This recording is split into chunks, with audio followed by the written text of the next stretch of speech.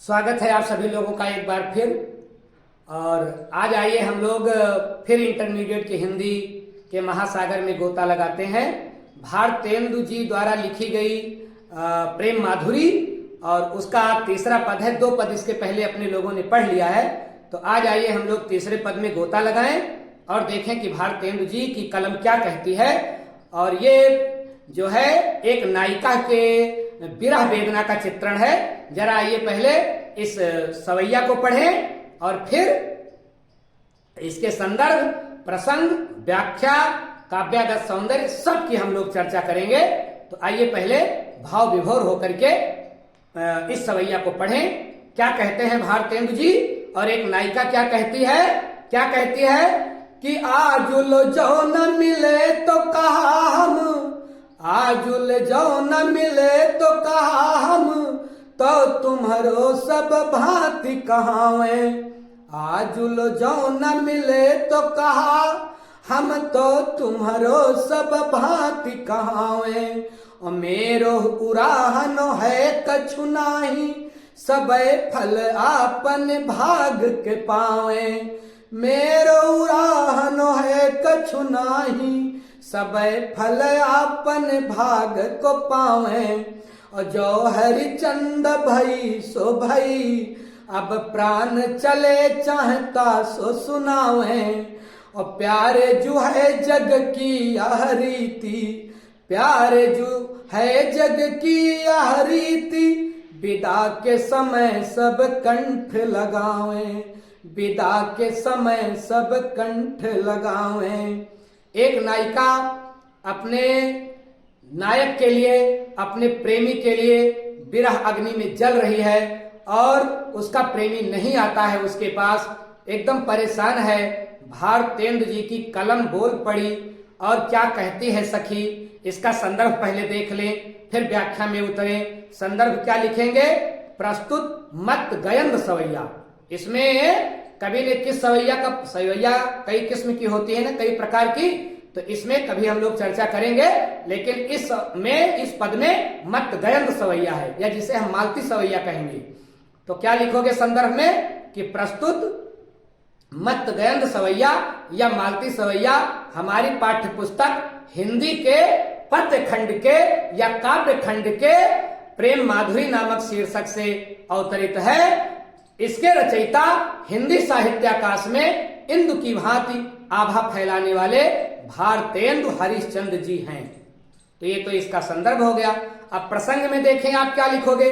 प्रसंग में लिखेंगे कि प्रस्तुत सवैया में या प्रस्तुत काव्यांश में कवि ने नायिका के विरह वियोग का चित्रण किया है। जो विरह की अग्नि में जल रही है उस दशा का चित्रण किया है कि एक नायिका जिसका प्रेमी उसके पास नहीं है वह किस प्रकार से परेशान है और किस प्रकार से जल रही है, इसका चित्रण किया गया है। ये आप प्रसंग में लिखेंगे। अब जरा व्याख्या में उतरे हम लोग। क्या कहता है कवि और नायिका क्या कहती है? भारतेंदु जी की लेखनी क्या कहती है कि नायिका कहती है कि आजुल जो न मिलो तो कहा हम, कोई बात नहीं है, मैं आज तक आप नहीं मिले, आजुल जो न मिले तो कहा हम, तो तुम्हारो सब भांति कहावे।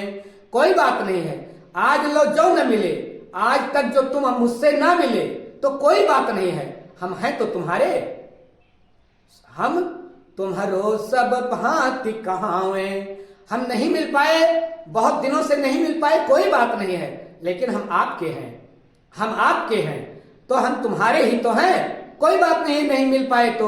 नायिका उस न मिलने के दर्द को भी बड़ी चतुराई से सह लेती है और कहती है कि मुझे कोई शिकायत नहीं है जो आप इतने दिन हमसे नहीं मिल पाए। आगे क्या कहती है? आगे की लाइन में कवि कहता है कि मेरो उराहन है कछु नाही। उराहना मतलब उलाहना और उलाहना का मतलब शिकायत।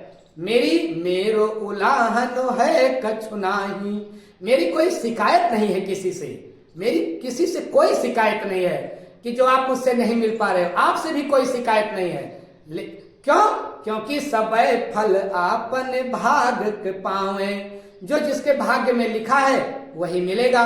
मेरे भाग्य में आपके बिना तड़पना लिखा है तो मैं भोग रही हूं। मेरी किस्मत की गलती है, मेरे भाग्य की गलती है, मैं किसी की शिकायत क्यों करूं? जो जिसके भाग्य में लिखा रहता है वो मिलता है। और आगे क्या कहती है वो नायिका कि जो हरिश्चंद्र जी कहते हैं कि जो हरिचंद भई सो भई, अब तक जो हो गया सो हो गया, भई सो भई। नायिका कहती है अब तक जो हो गया सो हो गया।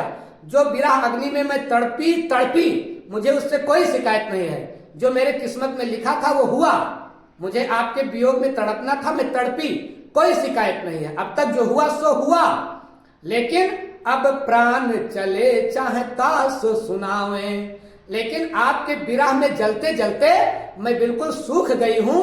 अब लग रहा है कि प्राण मेरे शरीर में नहीं रहेंगे, अब मैं मर जाऊंगी, मेरे प्राण निकलने ही वाले हैं। इसलिए मैं चाहती हूं कि अब तो मैं आपसे अपने दिल की बात कह दूं, अब मेरे मन में जो है वो तो मैं आपसे कह दूं। और क्या कहती है नायिका अंतिम लाइन में? कहती है कि प्यारे जो है जग की यह रीति, हे प्यारे, हे मेरे प्रियतम, हे मेरे प्राण प्यारे, ये जग की रीति है, ऐसी संसार की रीति है, ये विधान है कि विदा के समय सब कंठ लगावें। आप जानते हैं जब विदाई वगैरह होती है, दुल्हन बेटी मायके से ससुराल जाती है, तो पहले के जमाने में तो पूरे गांव से वो गले लगती थी। 1 घंटे विदाई और गले मिलने का समारोह चलता था पहले के जमाने में। आज तो फिलहाल ये परंपरा लुप्त सी हो गई है। तो उसी पुरानी परंपरा की बात वो नायिका कह रही है कि हे मेरे प्राण प्रियतम, ये संसार की रीति है कि जब कोई विदा होने लगता है तो लोग उसको गले लगाते हैं। तो क्या अब मैं विदा हो रही हूं, अब मेरी एकदम से विदाई हो रही है, अब मेरे प्राण निकलने ही वाले हैं, तो क्या आप अंतिम बार भी मुझे गले ना लगाएंगे? तो एकदम वो विरह में संतप्त है नायिका, और वो एक अंतिम जो है अंतिम अपनी अभिलाषा व्यक्त करती है नायक से कि क्या अब भी आप मुझे अपने गले नहीं लगाएंगे?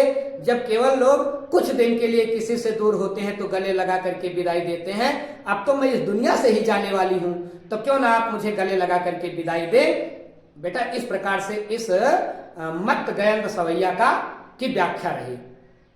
अब जरा देखें अपने लोग इसके काव्यागत सौंदर्य पर नजर दौड़ाएं। तो मैंने आपको बताया है कि काव्यागत सौंदर्य 2 हिस्सों में बांटा जाता है, एक भावात्मक पक्ष और दूसरा कलात्मक पक्ष। तो भावात्मक पक्ष में जो कविता के द्वारा संदेश दिया जा रहा है उसको हम लिखते हैं।